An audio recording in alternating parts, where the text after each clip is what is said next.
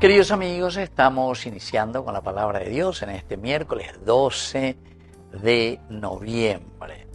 Tenemos el libro de la sabiduría, capítulo 6, versículos 1 al 11. Escuchen, reyes, y comprendan. Aprendan, jueces de los confines de la tierra. Presten atención los que dominan multitudes y están orgullosos de esta muchedumbre de naciones. Porque el Señor les ha dado el dominio y el poder lo han recibido del Altísimo.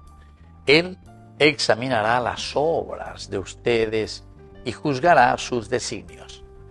Ya que ustedes, siendo ministros de su reino, no han gobernado con rectitud, ni han respetado la ley, ni han obrado según la voluntad de Dios. Les caerá sobre ustedes en forma terrible y repentina, ya que no han cumplido uno de estos juicios inexorables que espera a los que están arriba. Queridos amigos, es importante nuestra reflexión. Ayer Pablo y y uno de los peligros de quien tiene el poder es olvidar que Dios es más grande y que Dios es verdaderamente el Todopoderoso. Veamos ya veces entonces ya que ese upeaña ya sea lleva porque ñande la ñande valea porque ñande la ya ea upealo y coana, etc. Y sin embargo el Señor nos dice y nos exhorta a quienes gobernamos y tienen poder en este mundo a que no bajemos, no bajen, dice luego, ¿verdad? En ningún momento bajen las armas de la lucha. Pellapona, pejona es, hay que vencer. Porque es la gracia de Dios, queridos amigos.